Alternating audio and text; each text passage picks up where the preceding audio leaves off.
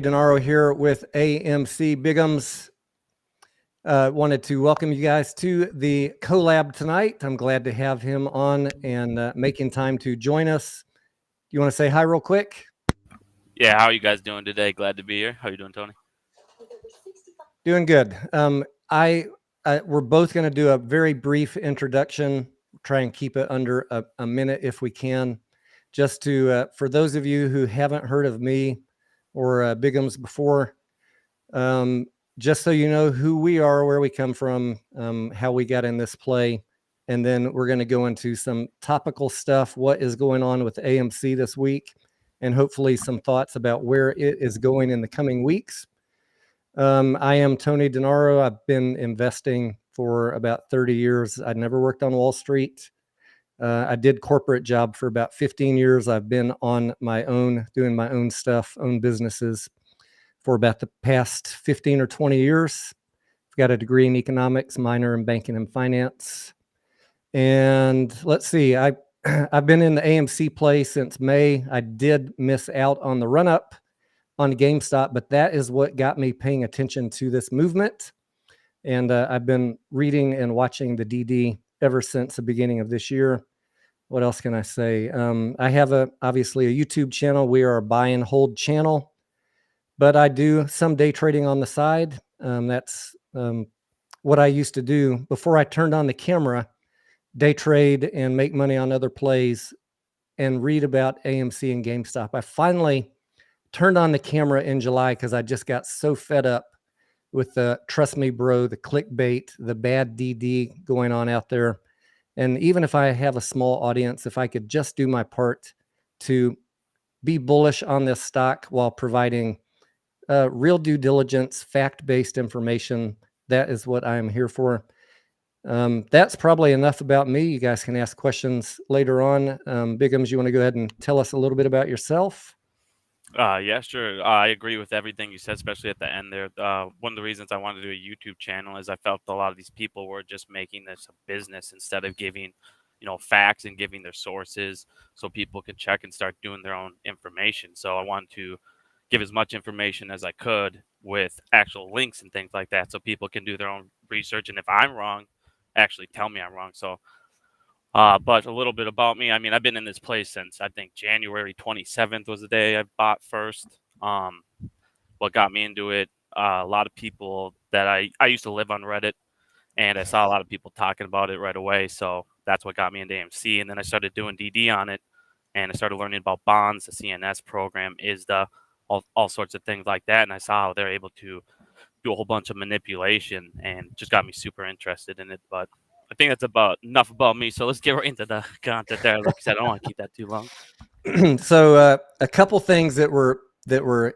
hitting my live stream with a lot of questions today, things that are going on with some other channels, a lot of debate about.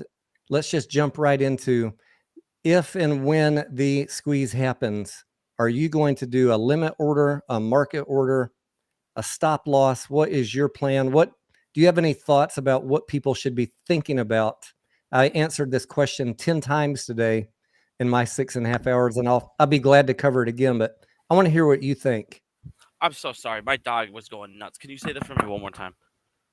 Yeah. When the squeeze happens on AMC or GameStop, have you thought about if you're going to do a market order, a limit order, a trailing stop loss? What would you recommend to the average folk out there that haven't been through one of these before? Man, see, I'm going to say the same thing I say to everybody. I don't really like to give people advice on their sell. I mean, that's completely up to everybody, what they want to do. I mean, I prefer doing a limit order.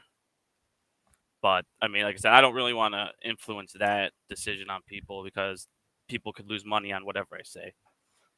That's all. I don't feel comfortable answering that question. That's all. That's the only one I want to talk about. Fair enough. I kind of said the same thing on the live stream today. I described the pros and cons of both, and said now's the time, guys, to learn about these. If you don't know, if you haven't been through one of these plays that runs up really quick, watch a day trading channel. Come on my live stream and watch these stocks that we watch that run up 100, 200% in a day. There's some of them every day, and see what works. See what happens if you haven't been through this before. Exactly. Market orders obviously leave you a lot of risk because you don't know in that candle where you're going to get filled. Where are the buyers at the moment you place your order? You could get filled anywhere in that candle, depending on the timing of when you submit it. Limit orders, obviously, you're guaranteeing your minimum price, but I have had it happen to me before where I place a limit order, and sure enough, that very second, we get a red candle down and my limit sits there unfilled. So that is a risk of limit orders. If you catch a red candle right after you place it, then you're stuck trying to figure out, do you chase it down? Do you cancel your limit order? Do you wait for a bounce back up?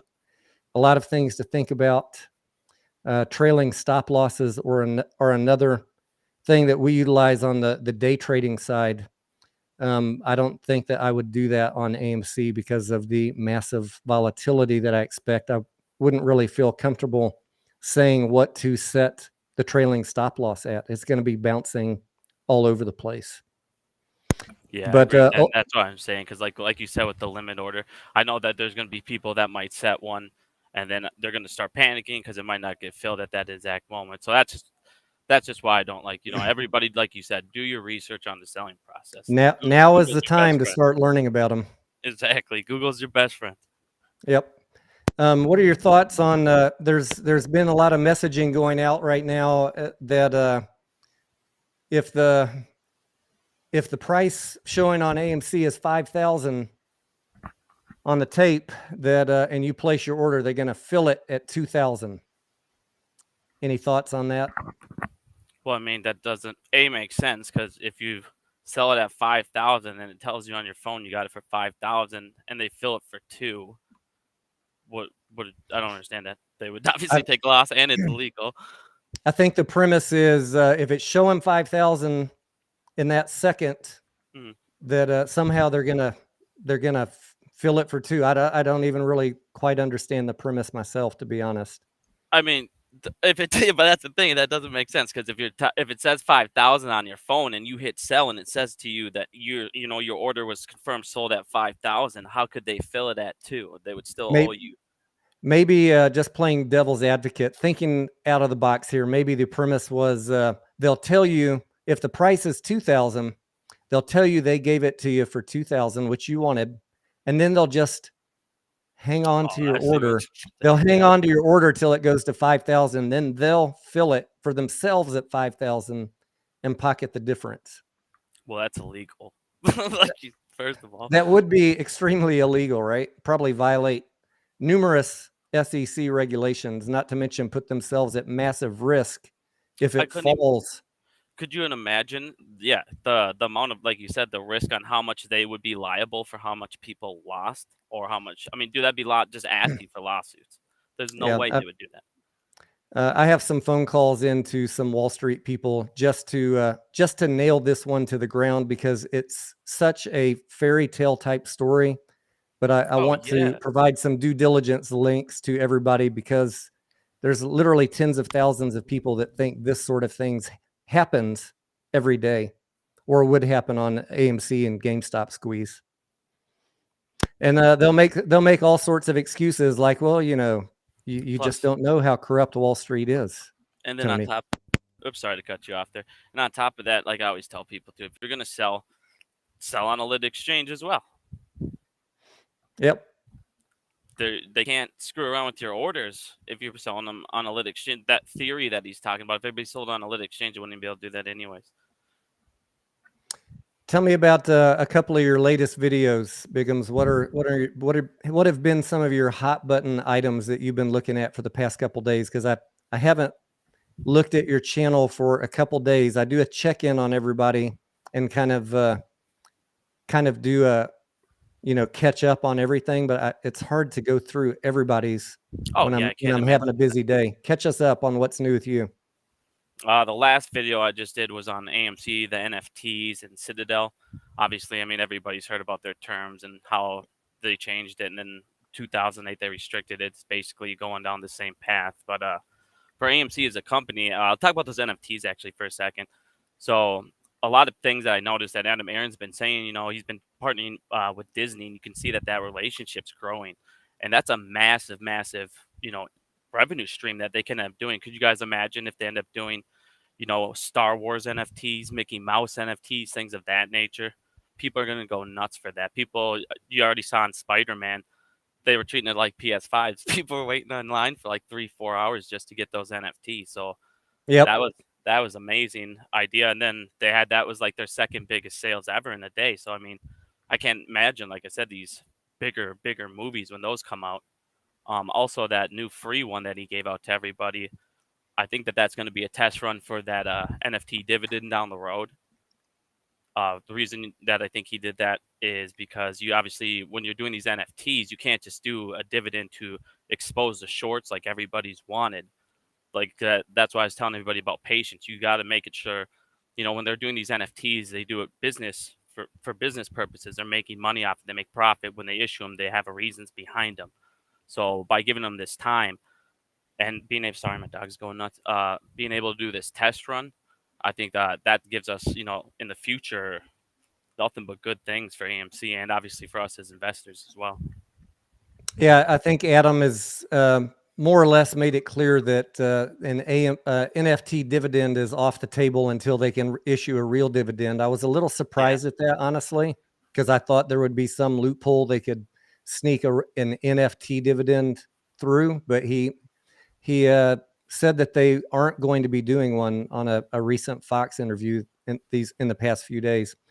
But my thoughts on the NFT, like I said on my channel, we got our foot on the field now, and we took the first step. We got 99.5 yards to go, and let them take these baby steps. Even if these first few aren't yielding any profit to the company, it's gaining them some corporate experience and gauging the reaction of the market to these type of things. And I think it's been overwhelming.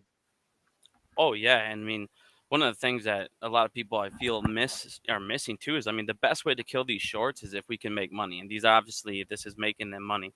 So when AMC ends up turning a profit next quarter, like they were talking about in their earnings, I mean, shorts, what if we can start paying that debt down and things of that nature? What are shorts going to have left on them? They'd end up being the #1 movie theater chain, and obviously when there's popcorn industry starts going up in there in grocery stores, with how much support they have, we can make them a #1 brand as well in popcorn, and that's a multi-billion-dollar industry. So that could be, a double-edged sword for AMC. So that could be a great thing going forward as well.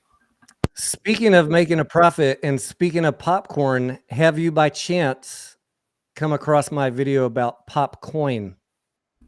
I didn't. What was that about?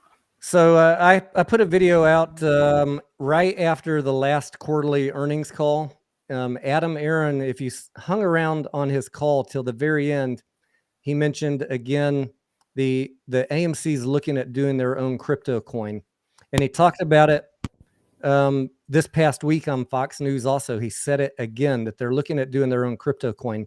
That is hands down the thing that I'm most excited about as the unknown catalyst that I always have been talking about.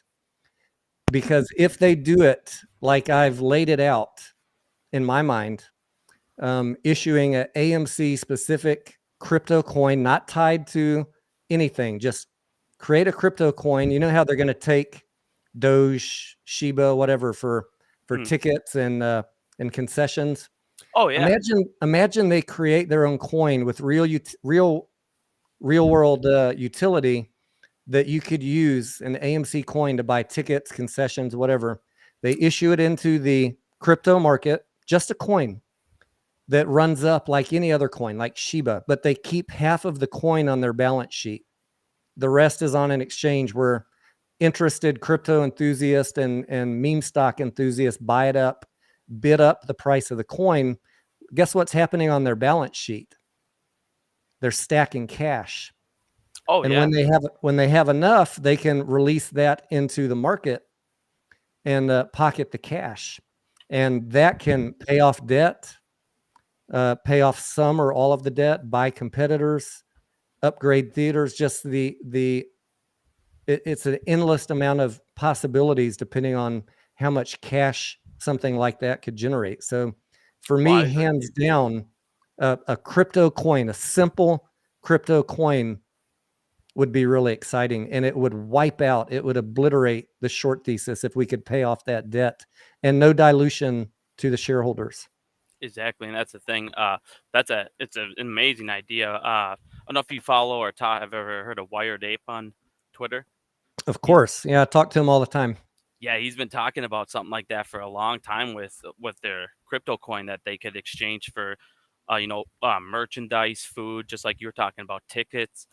If you get them, like you said, they could put it on their, exactly like he was saying too. That would be a great idea to put it on their books, wipe out debt.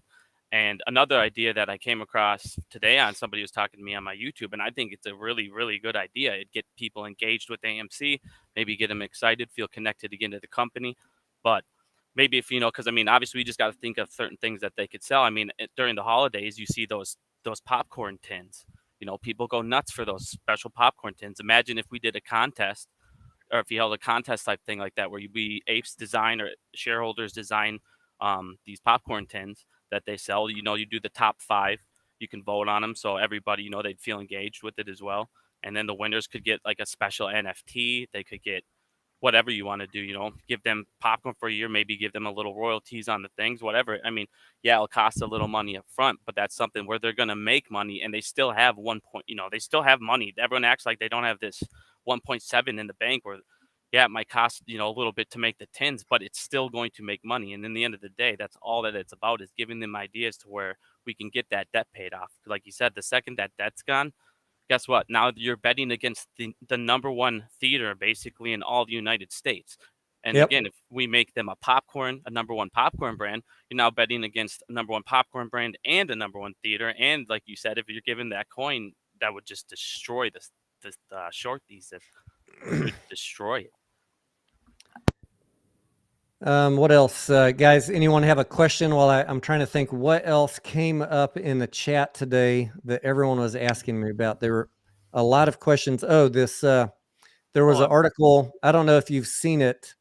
Article by a analyst on LinkedIn. The article's on LinkedIn that was saying that, and I'm going to be straight up with you guys. I looked into the guy a little bit. I read his article at a very high level. He was saying that you should buy AMC and GameStop now before Evergrande implodes the entire market, because that's going to take the market down, and AMC and GameStop are going to soar if the market crashes, i.e. negative beta. Let's talk about negative beta. I have no idea what your thoughts are on if AMC is negative beta, positive beta. What would happen to these stocks if the market crashes due to, let's just say, due to Evergrande? Well, what I was looking at with Evergrande is obviously you got all these banks that are super over leveraged, and they have stake in that, so they're obviously going to take a hit. And the way, I mean, obviously, so what, you want me to explain quick how a beta works, or what? Yeah, go ahead. I mean, I know how it works, but let's go ahead. You go over it for the audience. Let's do that. So obviously, when you got like minerals and things like that, usually it's with gold and things of that nature. When the market goes down, usually things with negative betas, they react differently to what the market's doing, so they should go up. But with AMC, I haven't looked at their beta, man. I don't know if it's negative or a positive. Currently, I've seen different numbers over the last couple. What is it, positive or negative right now? Honestly, I haven't even looked at it. It depends on which website you look at and what time range you're looking at. But That's the thing I've noticed. Many websites are saying that it's negative beta. I'll give you my end of the story after you're done giving us your thoughts. Well, so I mean, I don't think that's the beta thing's gonna necessarily be the thing that would make it, go up when the stock goes or when the market crashes. What I think is going to make it go up when the market crashes is these ISDA contracts. These banks are basically been the lifeline for all of these hedge funds. They're the ones doing these ISDA contracts. They're allowing them to push, flex options. They're the ones that are allowing them to hide FTDs, hide short interest. They're allowed to move them over to foreign exchanges when these. I don't know if you've watched any of my videos, but I have one on that's called the iceberg theory. And it shows how all these, regulators are working together and helping each other. And one of the things they talked about is when a regulator comes in before they'll give them a heads up, hey, we're coming in, and they can write an ISDA contract, move the extra amount of shorts over, and then move them overseas for that day, and then they bring them right back.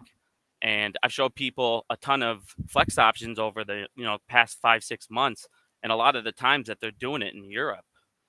And so what I think is going to happen is the banks now, they're going to take a hit on this. So they've been moving so they've been moving all those FTDs and everything through these contracts, and basically these contracts you only have to pay something up front, 10%.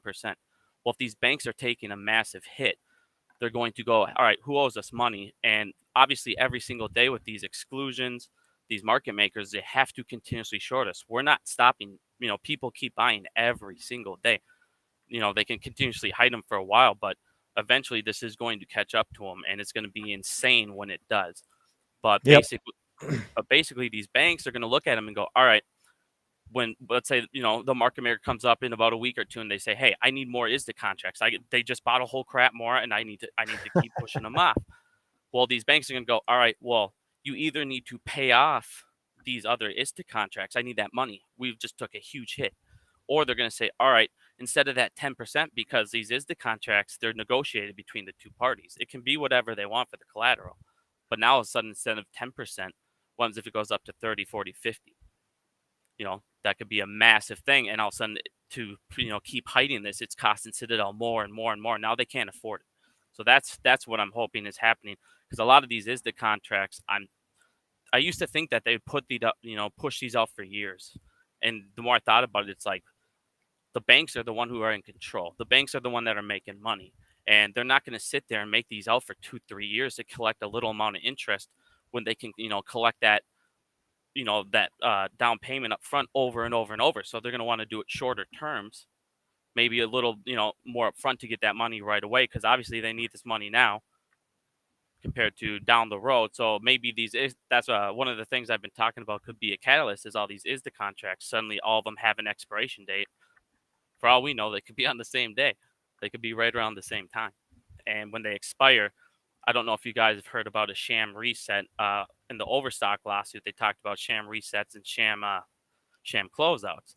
And what that basically is when these ISDA contracts are made, you'll have a bank and a hedge fund, and the bank will say, all right, in this contract, I said I sent you X amount of shares. And the hedge fund will say, all right, I received these shares. And then they'll say, all right, the contract will expire in 28 days. The shares obviously were never sent, but at that moment, when the regulators and everything need to look at it, or they need to show they're covering shorts, they had the shares on hand. Well, at the time of the expiration of the contract, it expires, and now on both ends of them, they just go, all right, say you sent me those back. All right, I got them. And now both of their balance sheets are closed out because nothing was ever actually exchanged in the first place. Well, I'm going to have to go back and watch your video on that. I've heard the theories, obviously, over the course of this past year, many times, about moving orders overseas and doing all that bookkeeping finagling that you were just mentioning. It's so hard to find evidence of it, is why I haven't covered it, because I don't like to make videos about stuff I can't show people the hard evidence. Yeah, I was gonna say you should definitely check out my video. There's definitely hard evidence, plenty of hard evidence. Good to know. I will check that out. As far as closing the discussion on the negative beta, and I know this is going to be controversial because I see who's in the chat, but by my calculations, AMC has a positive beta greater than 1, and I'll tell you why. It depends obviously on the time frame you're looking at, but if we just look at this year, no doubt I can generate, just by downloading the data and downloading the indexes and putting the formula in Excel, 100% it calculates as a negative beta. Okay, let's just start with that. No argument. But I'm curious why I'm watching every day, and for the most part, we're correlating with the indexes, and it drives me nuts not being able to figure stuff like that out. So I looked at AMC price every day back to the beginning of this year till I figured it out. There's one outlying data point back in January when AMC spiked. If you remove that one data point from the formula, every other data point for AMC generates a positive beta. And that's, if you guys are confused or curious about is it negative beta or positive beta, go check out my video from a couple months ago on negative beta ? And look at my math. And if you have thoughts about it, that would be a good place to have a discussion. So we watch every day how, if the markets are going down, let's just say the S&P going down 1%, AMC will go down typically, some days more if it's being extra punished, typically about 4%. And if the markets are up 1%, will typically be up 4%. And today, S&P was up about 2%. We went up 8%. I mean, I almost can predict that like clockwork. Every now and then we uncouple on the days we have massive run-ups or big sell-offs. But in general, it's very predictable. So that's my thoughts on negative beta versus positive beta, and I'm happy to have a discussion with anybody about it. You can agree or not agree, I don't care. But I think we all learn together, and if I'm wrong, go on my video, look at the math, and tell me. That's not to you, Biggums, to anybody that's watching today. Man, it's all about learning. In the end of the day, if we're wrong, yeah, we're wrong. Now it's all about learning for us too. I mean, man, no one's perfect. We're all on the same team. Like I was saying to Biggums right before we came on live, I don't care who is covering AMC, how controversial you are, whether I agree with you 100% or disagree with you 100%. If we all have the same end goal, we're all on the same team. We don't need to agree on every minute item. And talking about them is how we work through it. Deleting people's comments on your YouTube channel because it didn't agree with your video, or just not even allowing comments, that's not how we move forward as a community. Discussion's how we move forward. Polite discussion, not obliterating people socially or trolling. Let's have a discussion about facts, about issues. So let's see what else. Someone was asking about, Tyler, what was your question? Something about $30.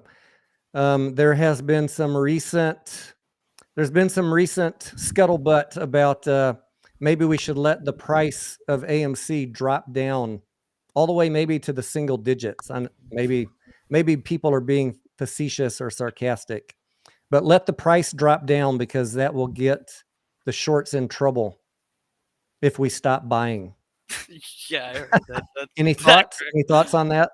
That cracks me up, man. I don't understand that theory at all. I mean, I heard that theory, but that was because the OTC market and everyone's using that. They're shorting us and diluting the stock every single time we buy, and that's one of the main reasons why we push lit exchanges so much in the IEX. And it's not just about going to to a lit exchange exactly. It's about going to the right lit exchange as well. I mean, obviously the New York Stock Exchange, a lot of people go there, but if you actually research it, it's just as corrupt. You know what I mean? The chairman in that of the stock exchange got money from Citadel. On top of that, they were allowed by, I think it was IMC or ICM, which basically gave them all that power. So you don't want to help their allies. It's all about taking money away from their allies. But to sit there and say that stop buying, that's going to help us, I don't understand in any way how that would help us. They're going to. Well, I think the theory is stop buying because you're just buying synthetics. There's literally no more shares available. All the shares have been gone since the beginning of the year. You're only buying synthetics, so you're just giving them money when you buy those. Stop buying. Well, they're basically, if that's even the case in the end of the day, like I said, regulations, loopholes are closing every day. The other ones that are still, open, they're getting more and more expensive for them every single day. Their allies are losing money from these banks, China situation.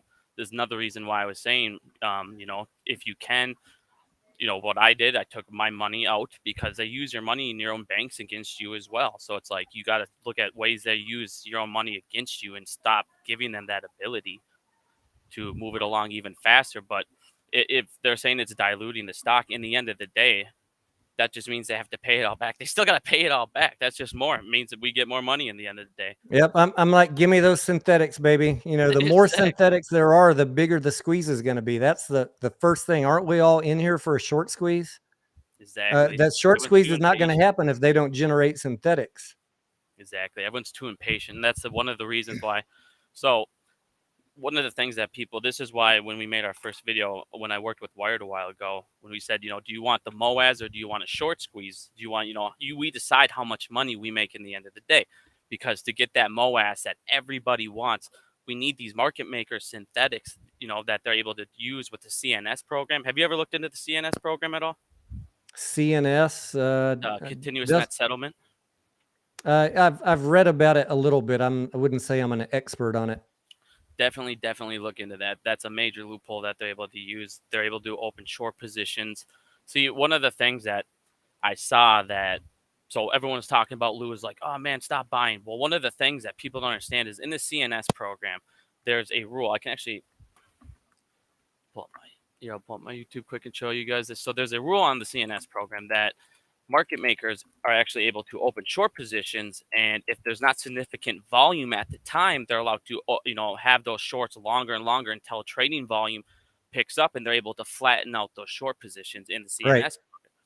So if we sit there and not buy like everybody was saying, well, just off that exclusion alone, they can sit there and hold on to those shorts and hold on to those shorts and hold on to those shorts until that volume picks up, and then they can start to cover those again.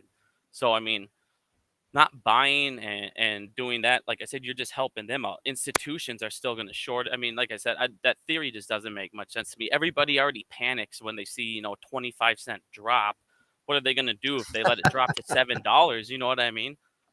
Yeah. I deal with that all day. Like people saying, I don't know if I should stay in this. It's at $27. It's at $25. And I think it would be absolutely, it would decimate this community mentally and emotionally to watch the price go down into single digits. Oh, First yeah. of all, I mean, people would be crushed. There'd be for sure a lot of people that would be scared into selling. Some of them would. The hardcore ones, or people that bought in for $1.88, yeah, you're probably still going to hold. But think about the millions of people in this play watching their money drop from $50 a couple weeks ago down to $5. How oppressive that would be mentally and emotionally. Oh yeah, and I mean, people that were you there for the 801? I mean, I saw people on the 801 and how, you know, just getting that little cent, how emotionally that raised the community, brought us all back together. You know what I mean? Just Yep. to that, I just feel like all of that would just, like you said, would just go right out the window if we let it drop all the way back to $7.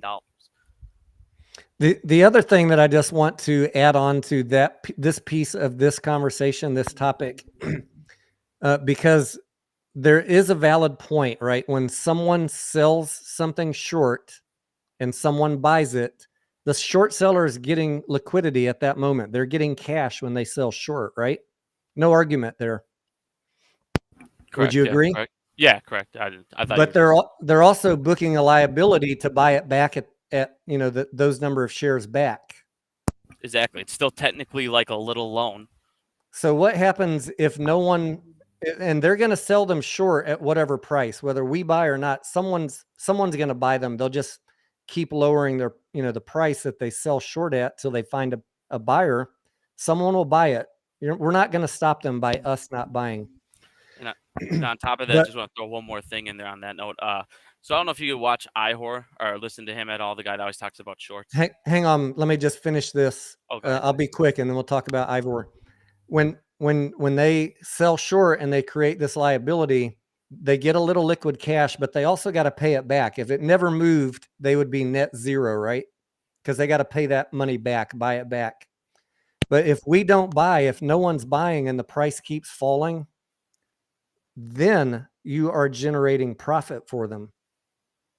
And they will eventually close by buying back way down here. And you have just guaranteed a massive profit for them on that position. They close, the liability's gone. We guarantee them a massive profit by not buying. That's what I want people to think about. Not that you're giving them cash up front. They're going to get that cash. They're going to sell it short if they want to somebody. How you guarantee them a profit is by not buying. Now tell me about Ivor. Oh, you said that exactly perfect, and exactly going off that what Ihor said too is, a lot of people the thing is they'll look at short interest. They see it's high, 20%, 30%, 40%, and they think that's what matters.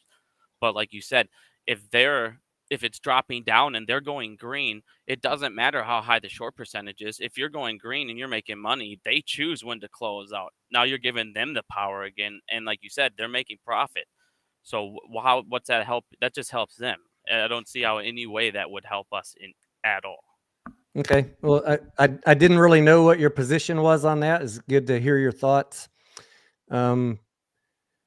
Someone asked, oh man, there was another question I put up on the screen, but I already forgot what it was. Guys, if you asked a question and I put it up on the screen and we didn't answer it yet, feel free to repeat the question. I know a lot of people are saying, Tony, what do you think the percentage of chance is that the squeeze will happen in 2021? And if it doesn't happen by January 1st, do you think it's automatically going to go out 6 more months? What do you think? Why do they say it'll automatically go out at 6 more months? Just curious. I don't know. I'm assuming someone told them that on Reddit or YouTube. I don't know where the 6-month number came from, but that was an actual question that I got asked today.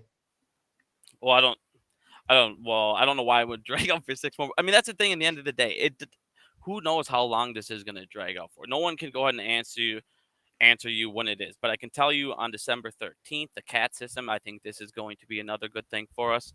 There's an update. It's going to be small businesses, non-FINRA members, which is going to be in the CNS.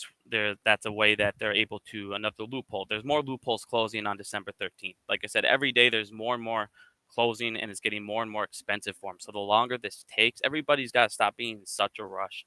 I mean, you're talking about potentially making more money than you've ever made in your entire life. If the longer you wait, the more you make. Just with how many shares some people have, I mean, it's insane. What they're gonna do by waiting and not paying that capital gains tax if they wait long enough. I mean, patience is key. Time is now on our side. Everybody.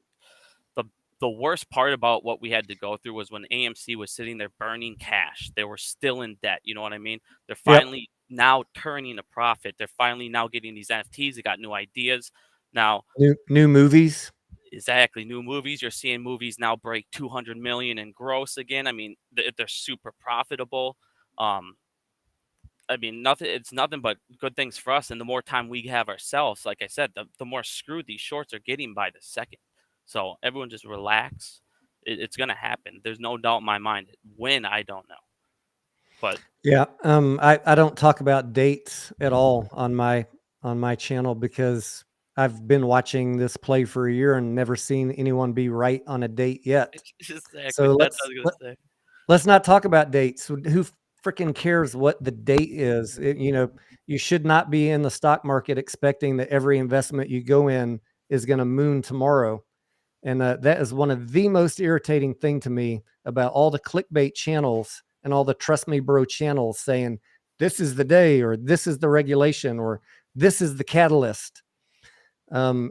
If anything that I see that is going to kill the community is people getting discouraged from bad information and just giving up. Like, why do these guys keep telling me that this is happening tomorrow or next week, or, pick your date? And they get unrealistic expectations instead of being properly trained or properly setting their frame of mind. And sometimes investments take a while to pan out. And a multi-billion-dollar company or all these hedge funds are not just going to hand over their money and roll over, like a possum. They're gonna fight. They're gonna fight us for it.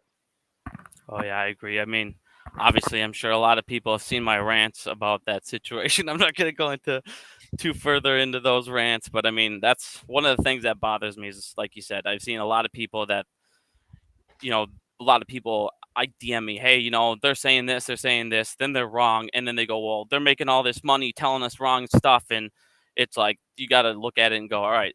And this is why I tell everyone too, with clickbait information and things like that. You decide who you follow. You decide what information you get. If somebody, you can tell by certain things. You guys should be able to figure out who's in the movement, who's doing certain things to help, and who's sitting there just trying to make money.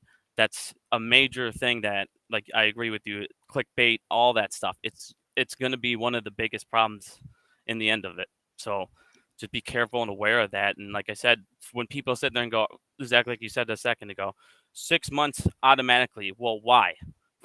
We don't even know the answer. Why? You can't just I say can that. They're only, just trying to scare you, get you to read their information. Sorry, go ahead. yeah, most of the questions I get, I almost know for a fact. I can't keep up with everything going on in YouTube and Reddit world, but almost every question is coming from someone else that they think knows what they're talking about. Allegedly, knows what they're talking about. Oh yeah, or they'll read Um, one thing on Reddit and everybody takes it as gospel. It's like, just because it's on Reddit, if it's on Reddit, the first thing you should do is click on the links on the bottom that they read and make sure that you interpret what they interpreted the same way. You know what I mean? And then come to your own conclusion. yeah, But a lot of people don't want to do that.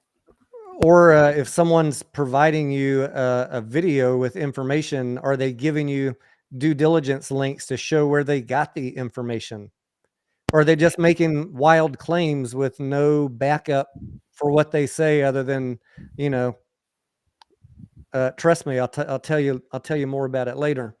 Exactly. Or the information they're showing you, like a lot of people, they get so excited on what they read that they don't look at the, who wrote the information, where it's coming from. If you see an SEC filing, that's a lot more credible than somebody pulling up an article from 10 years ago, like we've done a lot, and go, hey, 10 years ago they said this. So, like I said, I make sure just you're looking at the sources. I Go ahead. just want everybody to feel comfortable. There's plenty of reasons to be optimistic in this play with the massive community we still have that are holding and continuing to buy this stock. I bought a lot in the past week on these dips. I know a lot of other people did. And I know we often joke that hopium tastes much sweeter than facts, but there's plenty of factual information out there that you can be confident in your play if you're a bull on AMC without succumbing to all the clickbait hopium, exaggerated stuff. Because remember the day when you found out that the tooth fairy didn't exist? It was kind of disappointing.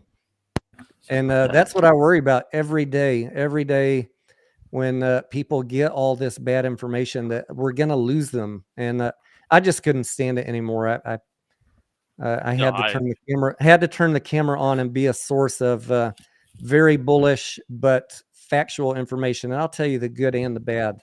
But that's why I came on here, my friend. I love your content, man. You are 100% honest, non-biased about everything, I feel. I see people asking about, what about the all the open interest for January options? What are your thoughts about options open interest influencing the price between now and January? Give me 1 second here. My wife just gave me 1 second. Sure, I'll go ahead and answer my my thoughts on that. Open interest in options, guys, buying options does zero for a stock price unless you start crossing those price levels and running the stock up. So we could have a million January 145 strikes and it would do nothing to make the stock move if we don't move it, if buying pressure doesn't move it.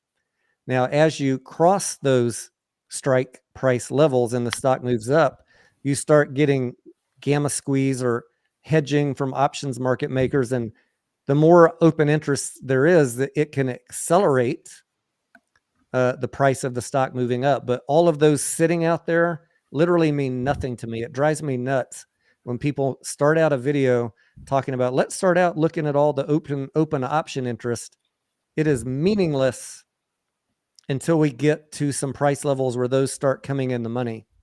So the first thing you should be doing is buying the shares of the stock, or hoping someone else does if you're out of money. I'm sorry, I'm back. So yeah, like I've been saying, I'm kind of going off what you're just saying there too. So I always tell everybody, because a lot of times back in the day, people be like, we need that gamma squeeze. We need that gamma squeeze to get this going. And it's like, I've always been preaching, just get the shares. In the end of the day, if we keep buying the shares, keep buying everything, and they keep shorting, that's what they need to cover. They love to get premiums. They love getting option premiums. If you guys watch, they're basically on max pain almost every single week. It's Yep. one of, it's, and it's like, Max, the shares. If you're not going to get I mean, I'm not going to tell everyone option plays. It's obviously this is do your own plays, but if you don't do them out far enough, in the end of the day, you're really risking it instead of just getting the shares. If you guys know for a fact that this is going to happen, why wouldn't you want the shares? I mean, I get that going for the extra. I mean, it's just greed in the end of the day, just wanting that big option. Because yeah, you can make massive plays on options, but like you said, that's not what's moving the stock. We need to get the people to buy shares to get those options to hit. So then they have to hedge for those out of the money options. So, but I agree Someone with you. asked.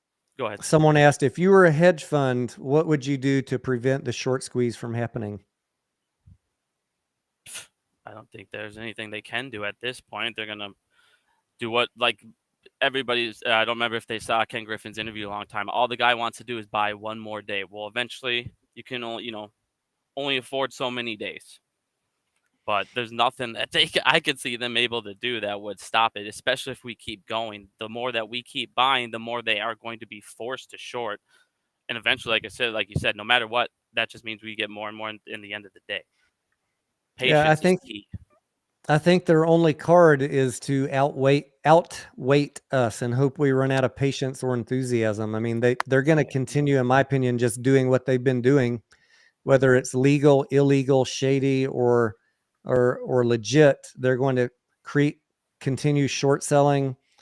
I don't know if they figured out a way to hide FTDs better. It seems like FTDs have died down a little bit, but they're going to keep doing what they've been doing and hope that we give up. That's what they're counting on. I've heard them say it on numerous interviews. Well, people are going back to work and they're not going to pay attention to this. Stimulus money's run out and they're not going to keep buying. Sports gambling is starting up and they're going to lose interest. They are counting on all of us to lose interest. So they're going to keep up these tactics and, in my opinion, keep digging the hole bigger, which will make the eventual short squeeze even that much sweeter. If you don't believe Ortex and if you think there is a massive amount of synthetics that aren't being reported or are being hidden out there. I don't honestly know. Do you have any? I don't know how many synthetics are out there. I've read everything and watched all the videos and people's spreadsheets and parabolic charts. A lot of good guesswork, a lot of good theories. I have no idea how many synthetics are out there, and because I don't know how good they are at hiding them. You have any comment about synthetics? No, because I mean, the amount. I mean, the amount. In the end of the day, I don't think anyone could really give you an idea. There's so many different ways to hide things. Like I said, you can do ISDA contracts, the CNS program. You can't even get the amount in the CNS program. In the file I was reading, the only way to get that is through a subpoena to the DTC because Yep, everything. I've said that exact sentence many times. The only way share count, share recount, share recall, all of that is useless. The only way we'll ever know is to sue or subpoena the DTCC. They're the only ones that know the number, and they do know it. They know it. Yes, they All do. these Yes, they synthetics do. are registered. Yep, exactly. And on top of that, see, you should look into the CNS program, the continuous net settlement. It's very interesting. Like I said, it's one of the things that they're able to do, and it creates one short or long position every single day. And basically, all it asks, it doesn't care what you're borrowing, it goes off the complete net. So it goes off how much you're borrowing, and you end up going in one long or one short position. And then basically, it's called a buy-in. They'll try and get you to do a buy-in if you are. Um, if you only get a certain amount of time to have these shares from the CNS. But there's been a rule and a loophole that was created so that actually the NSCC is no longer able to force them to do those buy-ins.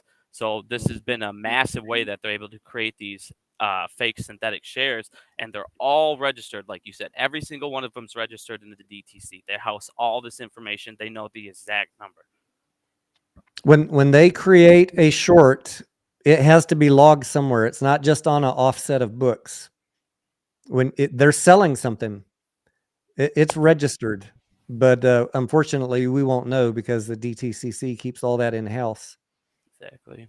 It creates an obligation that must be filled, and I even kind of thought that out a few steps in the past couple days because someone said, "Well, how can they fill it, Tony? Because there's no more shares available." They always find a way. It doesn't. Don't think of much. it. Don't think of it in the terms. Here's what I think, and shoot some holes in it if you want to. Okay. Here's what I think of it. When they create a short, they're creating an obligation that has to be canceled with the opposing transaction, right?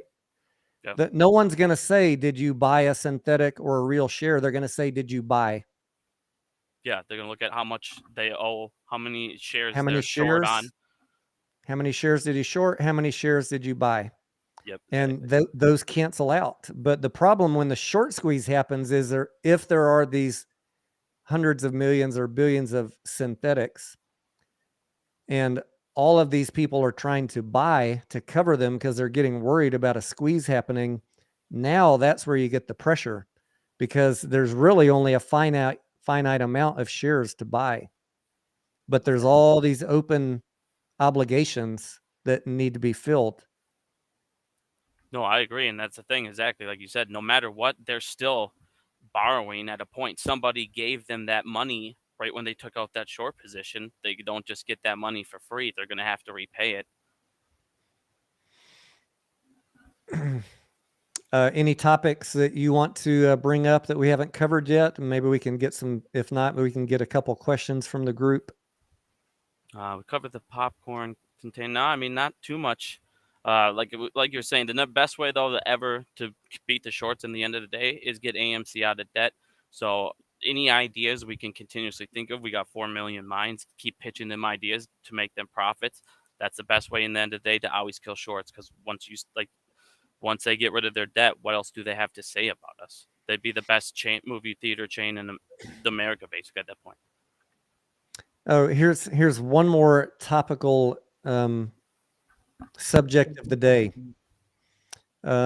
Citadel decreased the amount that clients are allowed to withdraw without a penalty from 10%, I think, 10% to 6.5% or 6 3/4. It's 625, I believe. 625, whatever. I know the theory was this is a massive bullish signal that they're about to go under. And if someone wasn't really in tune with this and maybe just did a flyby on the news, oh, and Citadel also closed the fund to new investors. Yeah. Yep, I saw that. Huh? Yeah, I saw that. So I don't know how much you've looked into any of that or what your thoughts are. I've got a handful of thoughts on that one. Yeah, so in my video I put up last night, I was talking about that a little bit. In 2008, they ended up restricting all of their clients from being able to take out that money because it would have took away $1.2 billion, and I don't know if they would have been able to recover at that point. And you're not going to change your terms unless you're hurting for money. You're not going to piss off your billionaire clients, you know what I mean, to make Yep. it harder for them to get their money unless you have a reasoning behind it.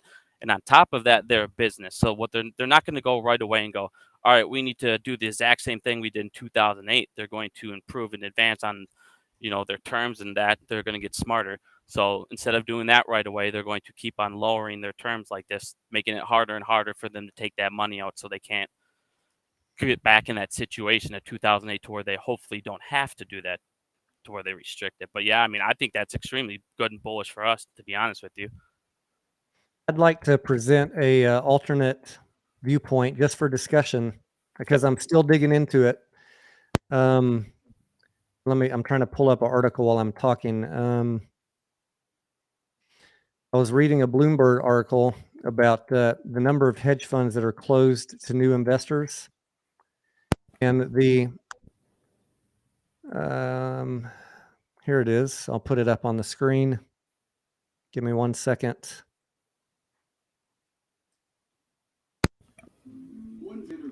All right, we don't want to see an ad. It's the tallest office building in Midtown Manhattan.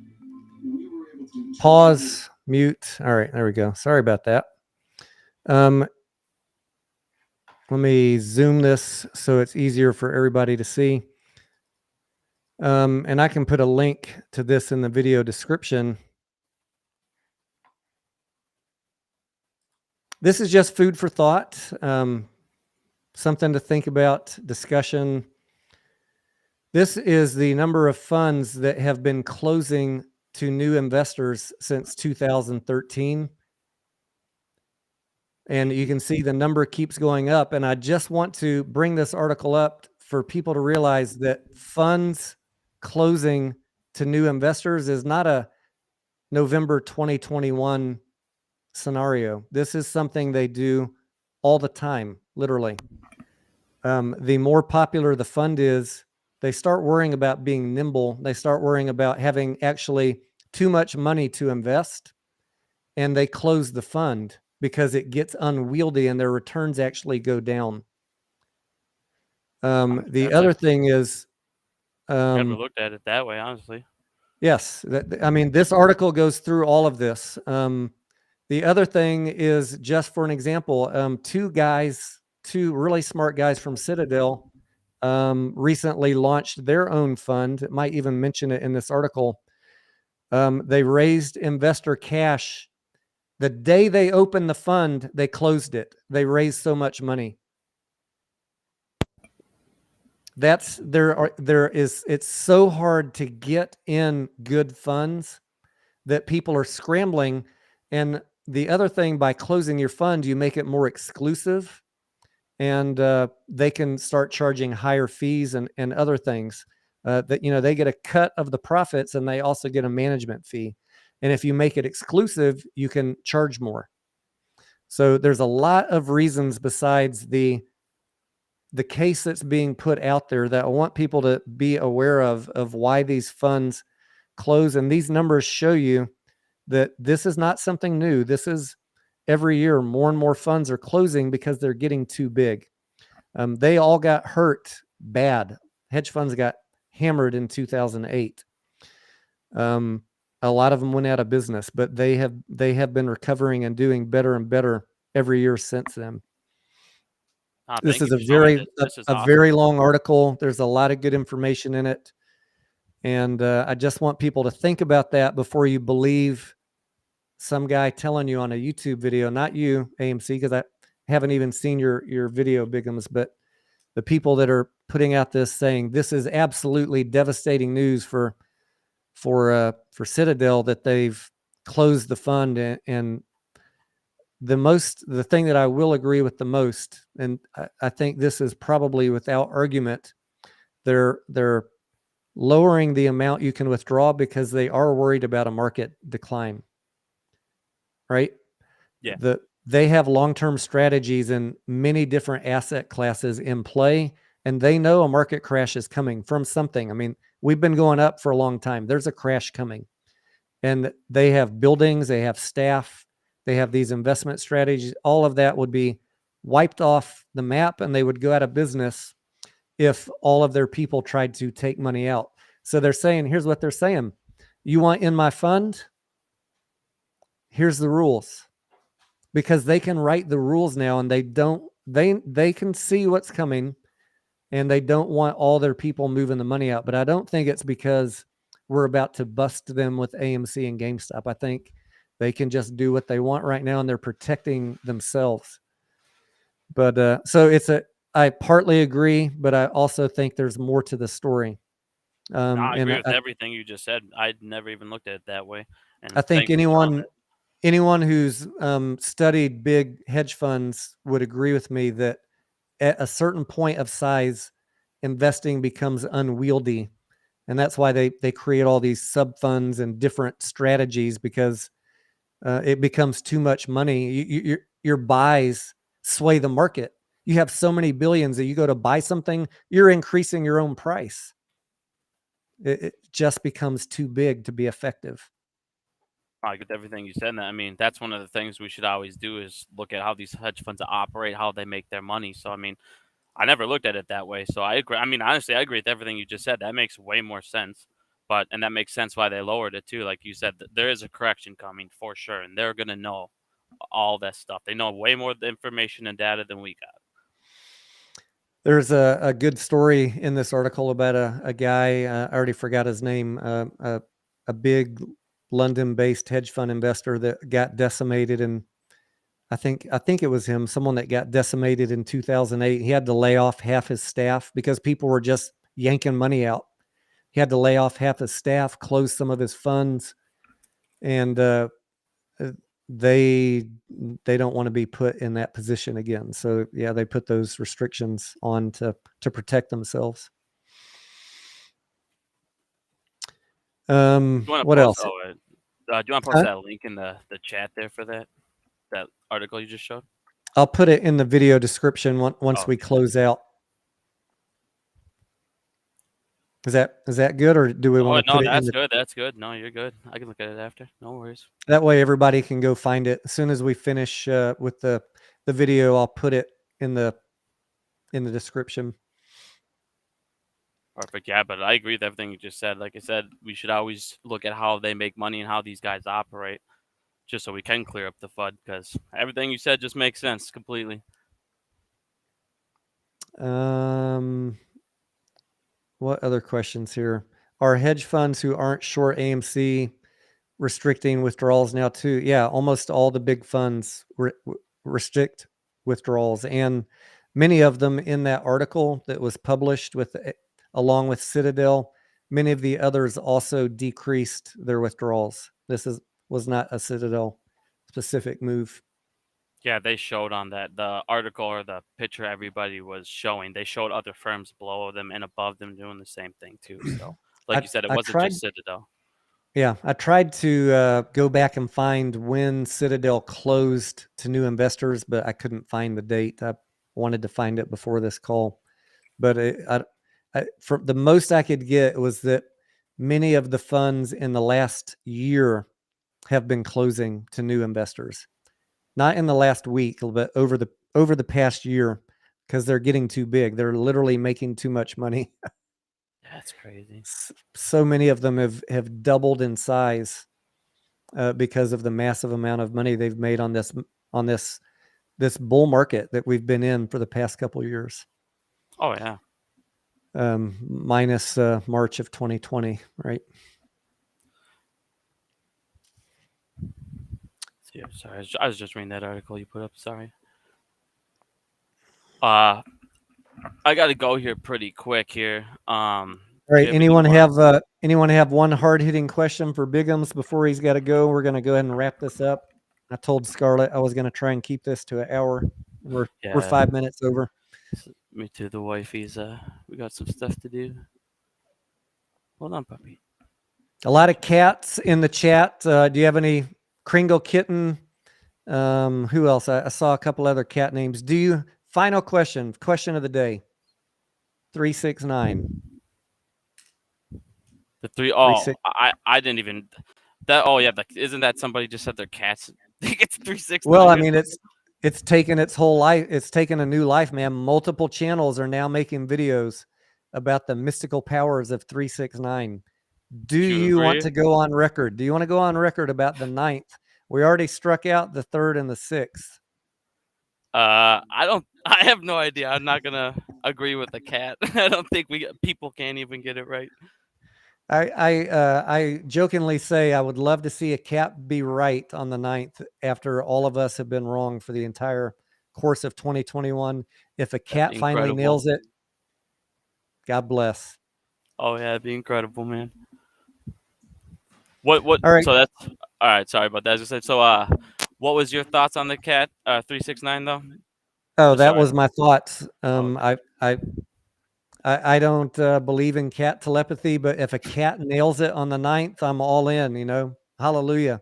The day we've been waiting for.